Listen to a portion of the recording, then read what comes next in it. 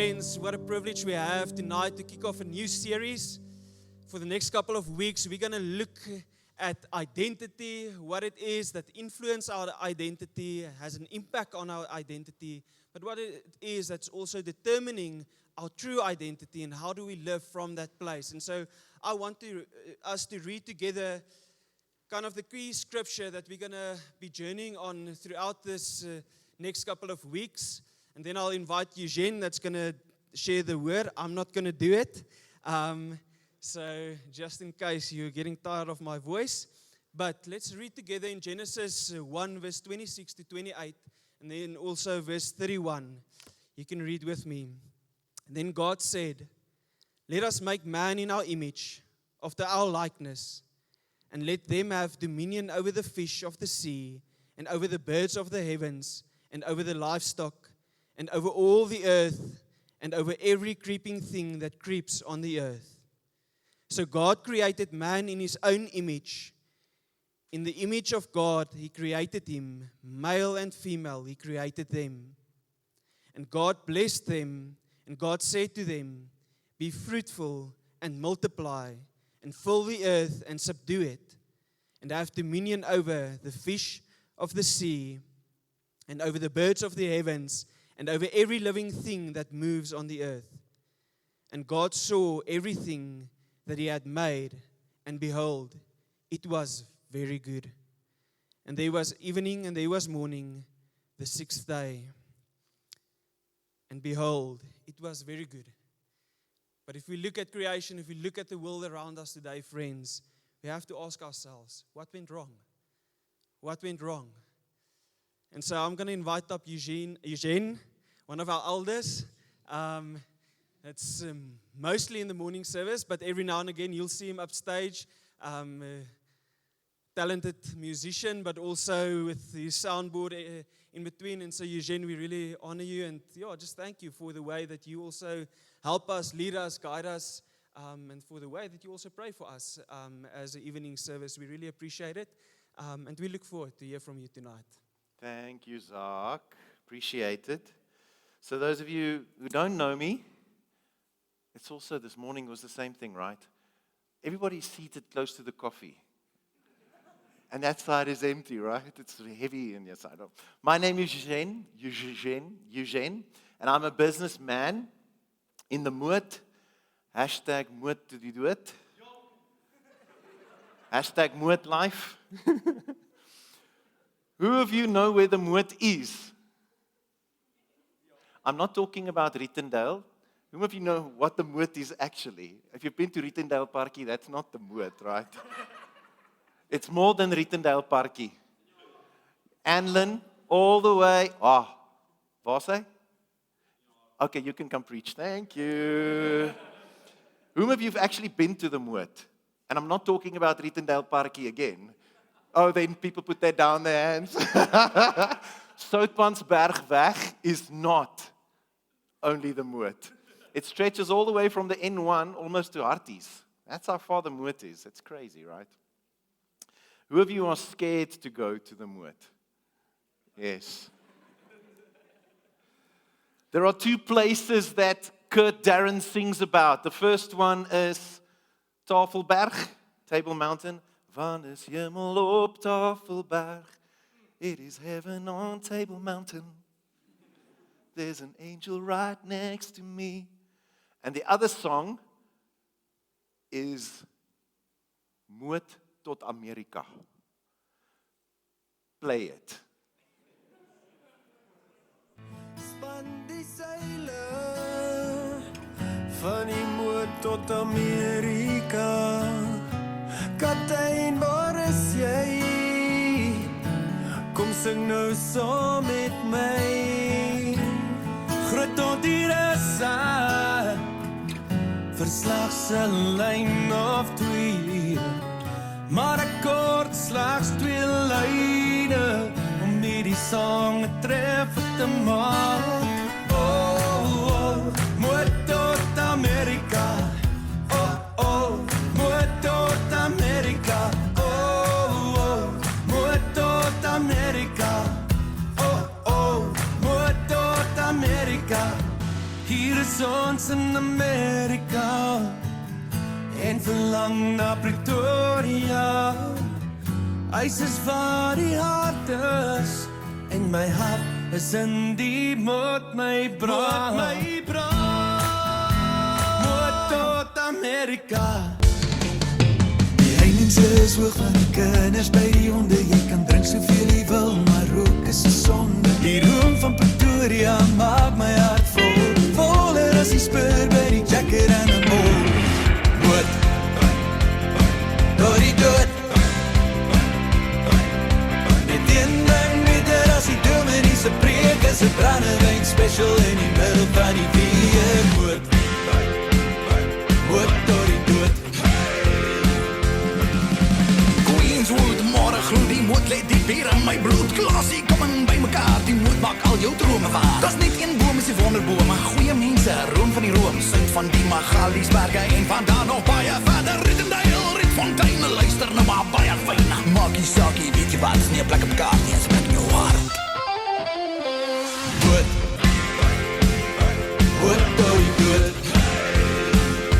Moed tot die dood. Yay! Give it up for the moed. There's 2 lines that I really like in there. The only thing better than the preacher's sermon is the double brandy special in the middle of the week. And then the other one is they make the fences really high so that the kids can't get out to bite the dogs. Right? So my wife and I, we live in the Moed. And we bought a fixer-upper about 9 years ago. And at that time, I was a photographer with a dream and no budget. But I was blessed enough to photograph a few well-known Afrikaans entertainers, including Mr. Kurt Darren. And our house was so run down that when I gave them the pin drop to get to our house, they would drive past Pretoria Station on Bosman Street, go past the taxi rank, go past Melchizedek where they annex all the buildings, and then get to my house, and then they'd phone me and they'd say, I think I'm at the wrong place. And then I would say, my automated response would be, does it look like a brothel? And they said, yes, you're at the right place. And then they'd come in. I remember specifically one day we did a cover shoot for Demi Lee Moore for Finesse Tydskrif. And she got out of the car and she looked around and a little bit louder than she was supposed to. She's like, what a dump. It's true, it was a dump, but I was poor and we needed some place, right? The Moed has, if you haven't realized now, its own identity. So it's the kind of place where a neurologist and a plumber would live right next door to each other, classy and common in the same street. Just to give you an idea, let me explain. So across the road from me, there's a very, very famous hardware store called Chamberlain's. So Chamberlain's is the oldest hardware store in the country and founded in 1903. It's over 120 years old. Across from Chamberlain's is Tony's Pizza. Who's been to Tony's Pizza? It's probably the best pizzeria in the country. It's also probably the most expensive pizzeria in the country. And if you would complain about the pizza, which is almost never, Tony would come with a double shot tequila and take it with you, even if it is before 12 o'clock in the morning. Then next to us lives Tahir. So Tahir has got a doctor's degree in math, maybe 1 or 2 or 3, I don't know. And he works at the Reserve Bank. Very posh job. On the other side of us lives Mornay. He's a plumber. And he lives on the property with 13 of his appies and their girlfriends. In the afternoons, round about 4 o'clock, you would get a whiff of herb just wafting through the garden. The sunset, without the smell of marijuana in our garden, is unheard of. Behind us lives Kasi. Kasi is a forensic actuary. yeah, forensic scientist in actuarial space, and he works for Discovery Insurance. Next to Cassie is a diesel mechanic. His name, I think, is Reino. But there's lots of like stuff in the back of his yard that you're like, this is definitely engine and things. On the other side is Cassie's father.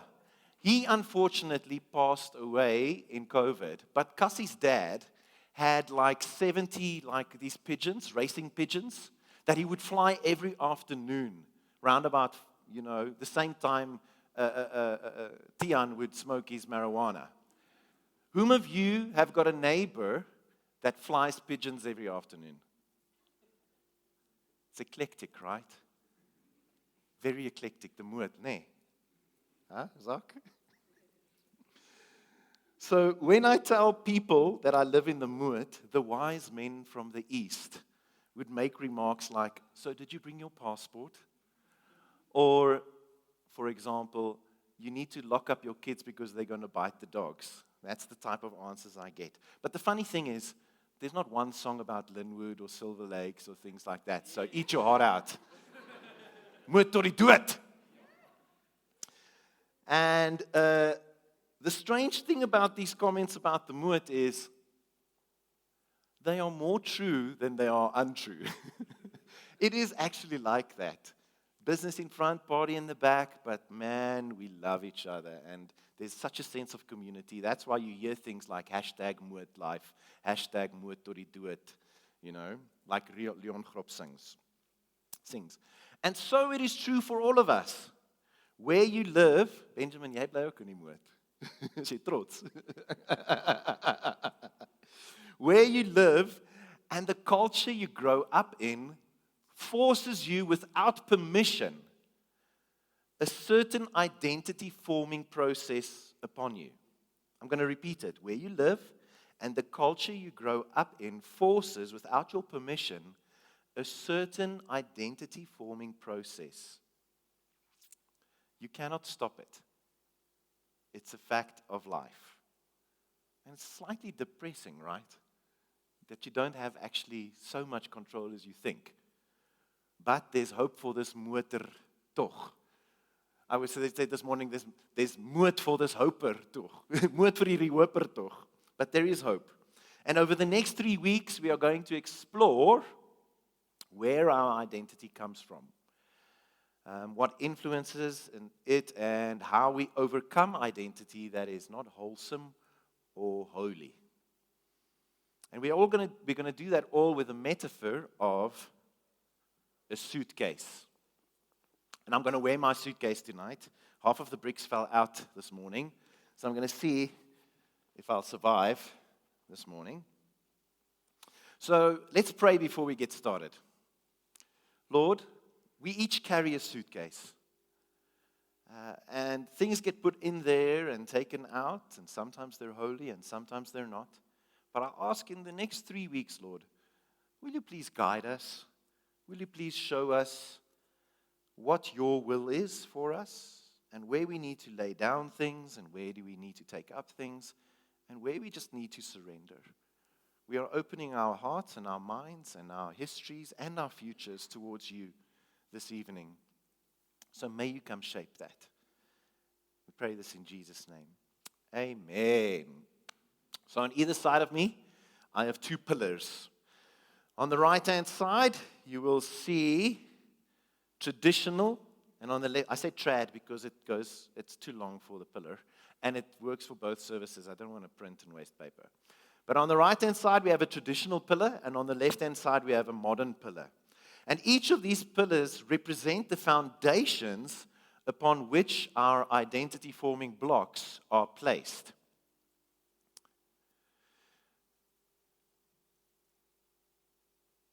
Let's quickly look at the traditional side of things. So, if you look at those blocks, imagine that every expectation placed on family, culture, religion, and society is a brick. These are our primary building blocks of any person's identity. And as you grow up, these bricks get packed. into your suitcase. So, from the moment I was born, they heard it's going to be a boy. You are a son. You like climbing trees, you like rugby, you love clay light, hunting, biking. What's the one, the most important one? Oh, biltong, that's very important. And then, oh yeah, you boys don't cry, so don't cry, and there's certain things, man up, all these things. Then a second brick came. Opa was a farmer, Daddy was a farmer, guess what? Jy's 'n boer, boetie. You're a farmer. Who's going to live this legacy? Third brick. Respect elders without question. In traditional communities, identity is deeply rooted in hierarchy. You speak only when spoken to, you must obey, and you inherit wisdom. You don't question it. So we put that in the suitcase as well. Good luck for me for the rest of the sermon. It's getting heavy. Traditional identity works like this. It's not something you create. It's something you inherit. A series of roles and expectations handed to you with the assumption that you will carry them without resistance. Let's chew a little bit more on this. True story. I'm going to go again.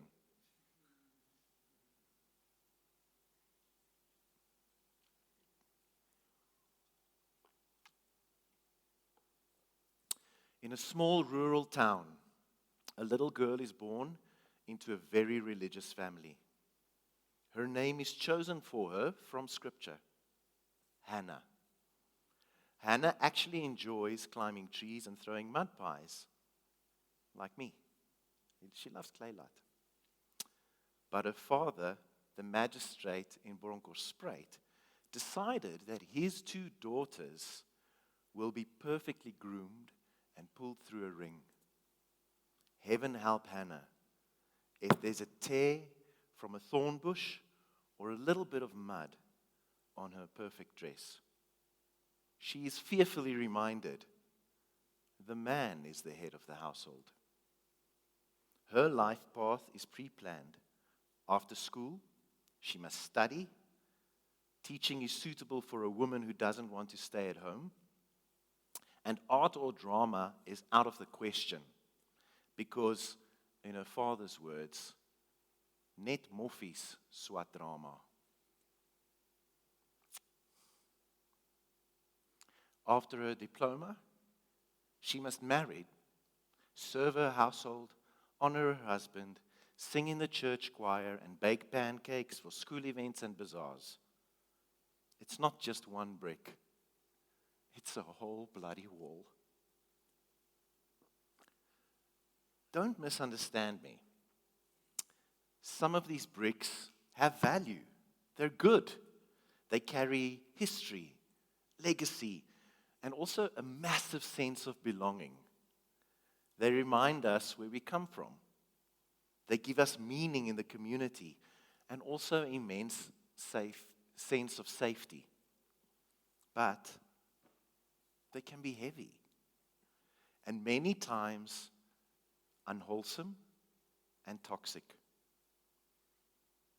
And the heavier the suitcase, the harder it is to grow and move forward.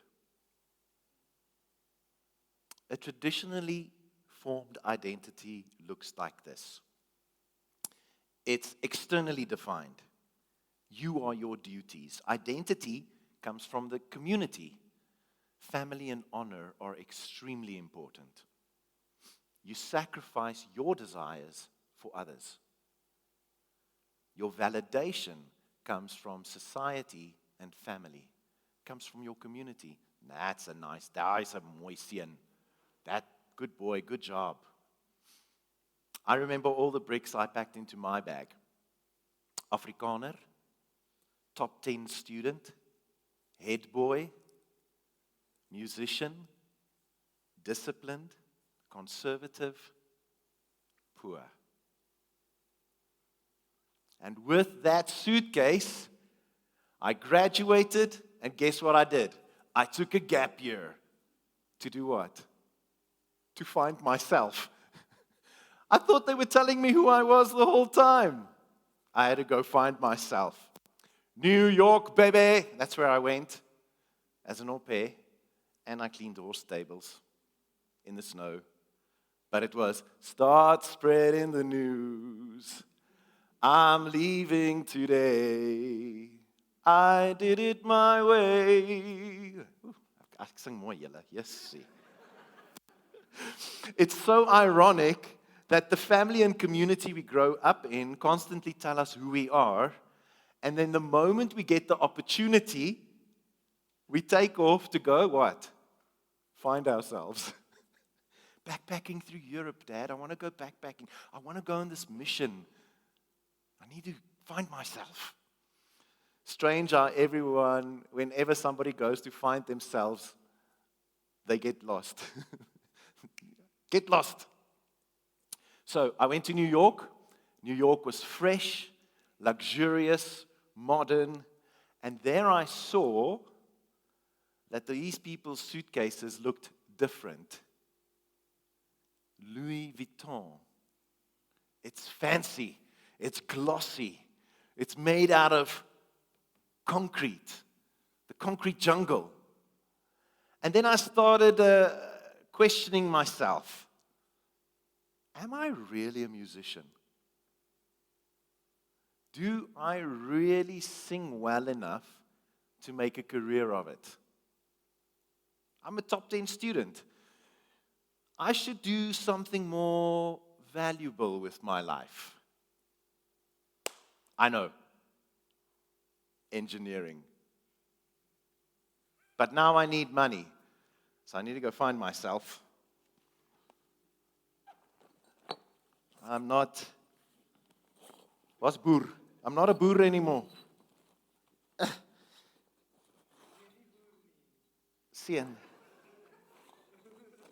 Yes, I don't want you anymore. I want something else. I need this degree. Talent. Let's put that away for a second. I need this.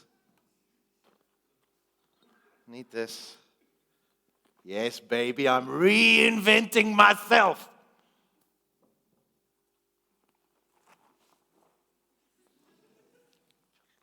Sorry.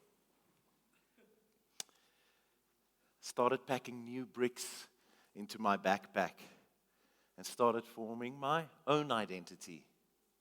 World citizen, explorer, risk taker, liberal, free, but a little addicted to alcohol and pornography. I'm unique. I'm independent. I'm an engineer. Eventually, I felt like Elsa when she sang the song. It's funny how some distance makes everything seem small. And the fears that once controlled me can't get to me at all. It's time to see what I can do, to test the limits and break through. No wrong, no right, no rules for me. I'm free. Let it go, let it go. Can't hold it back anymore. Let it go, let it go. Turn away and slam the door. I don't care what they're going to say. Let the storm rage on. The cold never bothered me anyway. Nothing bothered me anyway. So I went to study engineering, and I nailed it. I took part in everything. I got a girlfriend. I married her. Got a job. Worked hard. Built a family. Served at church faithfully. Made my own decisions. Built my own life. I had finally crafted my own identity. Maar blikskotel hierdie tas is swaar. I'm so tired. I really am. Maybe I just need a holiday. But then why am I so depressed? Maybe I just need a little pill. I fight with everyone. Not outwardly, but in my head. The whole time. The shower head has heard more conversations than the people who I actually have problems with. On the outside, I'm calm. But the moment a taxi or someone cuts me off, I explode, literally. After all these years, I still haven't found myself.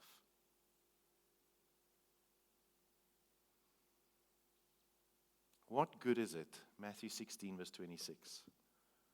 What good is it for someone to gain the whole world, yet forfeit their soul? Or what can anyone give in exchange for their soul? You see, the problem with modern identities is, number one, it's incoherent. You constantly have conflicting desires. You want to be a good student and a good friend and serve faithfully in church, but you're not one of those things because you don't have the time or the capacity to do that. Moms often feel like that. I want to be a good mom, but I want to be a career woman, and I want to make influence in the community, but I don't have capacity for any of the three. Modern identities make people fragile. No one from the outside is allowed to affirm you and say, good job, or even correct you. The moment someone disagrees with you, they're either stupid or stubborn. It's crushing. It's exhausting to try and be unique, fresh, exciting. To make an impact, you must be disruptive. You must be different. In this fast-paced world, you must constantly reinvent yourself. And if you don't use AI on a daily basis, you'll fall even further behind. Modern identity is cliquey and fragmented. Cyclists versus trail runners. Oh, that hit a nerve all of a sudden. It depends who has more money, right? You want Unite 180. That church is just for show. CRC, they just want money. That Every Nation crowd. Just all they talk about is connect groups, man. Yeah, like that. Modern identities undermine long-term relationships and communities, all for me. And this box here I am this, here I am that, here I am this. So then you get this guy, depending on where he is, he's a different person. Modern identities are exclusive. The search for status and glory leads us to pride, comparison, and division. Hilux versus Ranger. And if you drive a Mahindra, you're not even part of the conversation. It's funny because it's true. Right? Not even to talk about P-Series.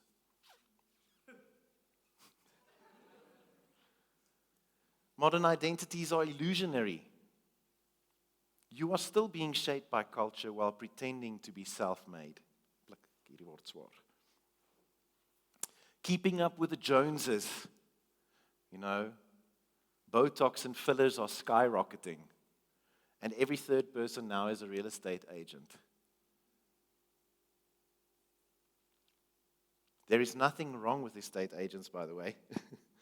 But let's just talk about consumerism. Why is it skyrocketed? Because we need to constantly be like the guy next door. This new thing, that new thing. I need a MacBook, not a PC. I need an iPhone, not a Samsung. But Samsung's also now there. Not a, what's the other one? Xiaomi.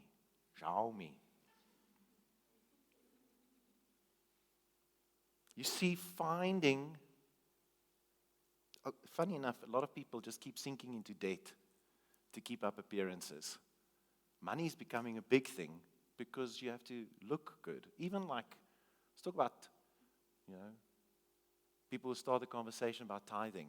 Before or after taxes? No, not pointing at you. I know you asked me that question, but the thing is, it's becoming like we have to count these things so specifically to keep up, to measure up. Am I even faithful enough? Am I even holy enough? We're measuring our holiness to the person next door to us. You see, the problem of finding your identity in this world, whether it be traditional or modern, is exactly that. You are looking for it in the world. But unfortunately, this world we live in is so broken. In Genesis 2, humanity rejected that beautiful scripture that Zach read. When God created us in His image, we said, we don't want that. Because we were given something comparable. Are you sure you could be like? The devil tested their identity.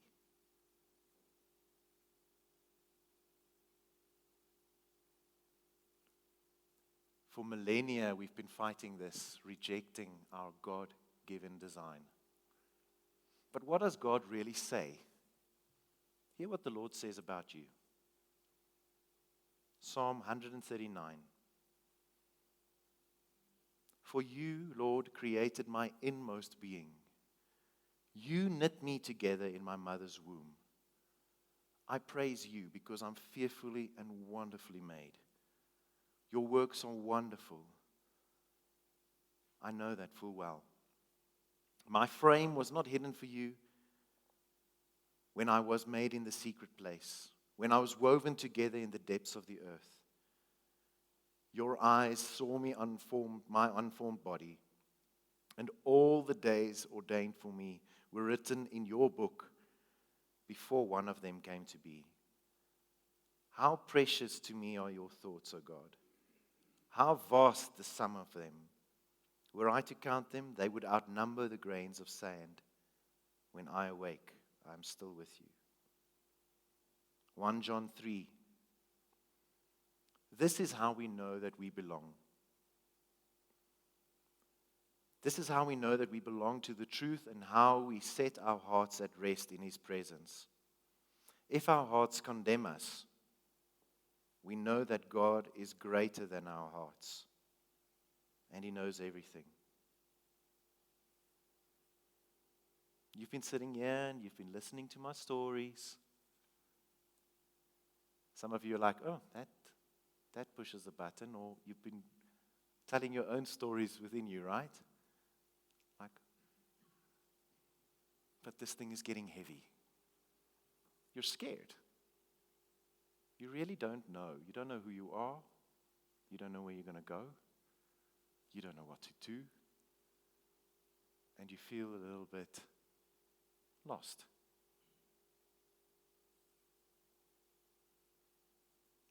You're sitting here, and like me, your suitcase is full of bricks. Maybe a little bit more from that side, maybe a little bit more from this side. But you can't carry them anymore. That's bloody sword. This is what Lord Jesus says. Come to me,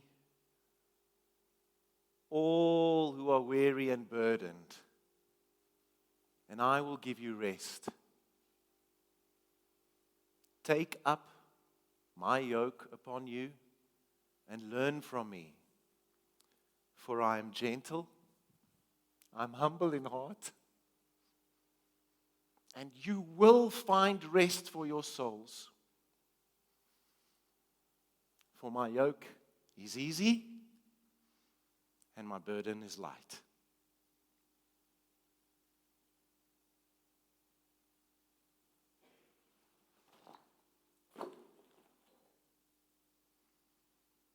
all we need to do.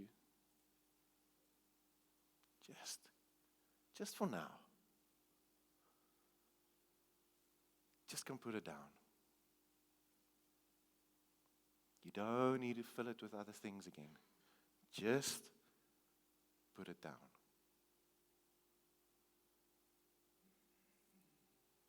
For my yoke is easy, my burden is light. I am gentle and humble in heart,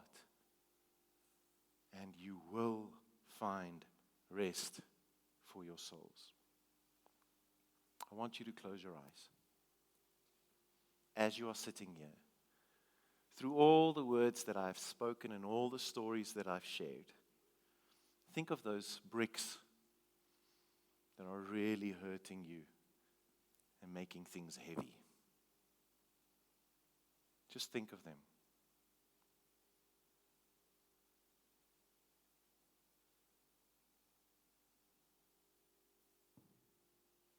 Are you willing to just put it down for a second?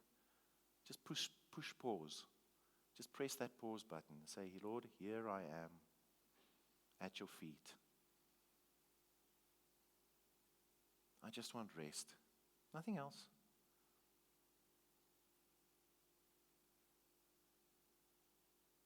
Will you surrender?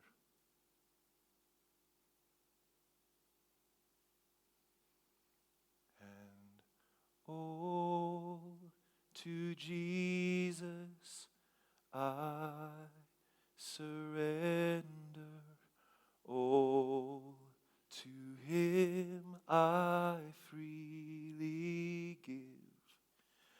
And I will ever love and trust Him in His presence daily live.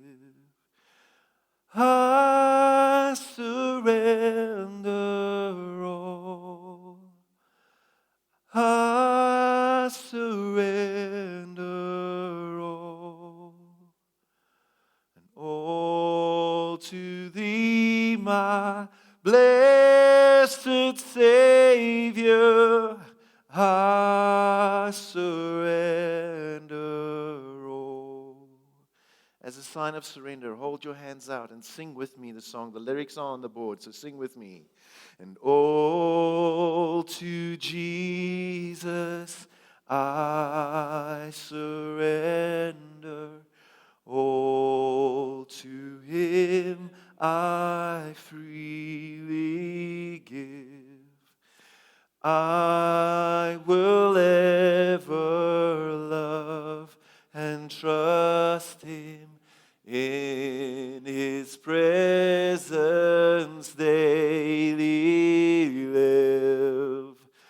I surrender all.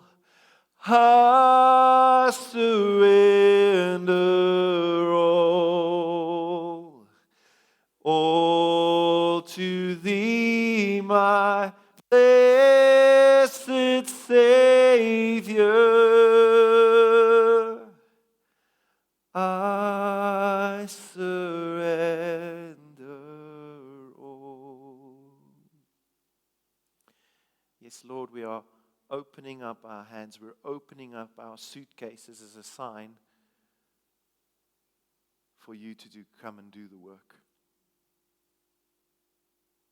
Or we're not going to get confused now with what we're going to replace these bricks with, but help us identify these things that have shaped our identity and those things that aren't holy, but that might seem holy. Those things that aren't wholesome, but might seem wholesome. And those things that aren't good, that might seem good. Replacing our pasts, our traditions, our hurts, our trauma, our abuse. We're replacing it at your feet. And we're placing our current situations, our thoughts, our minds, our decisions at your feet. And we're placing our futures, our dreams, our desires, our security, our quote-unquote freedom at your feet. are the designer and the creator of all. And Lord, may we take up your image again and reject what the world has given us, and also reject the things we've placed on ourselves. May we keep what is good and wholesome, and may we reject that which are not from you. You are the creator. You are the designer. You are King. We honor you. We praise you in Jesus' name. And everyone says, Amen.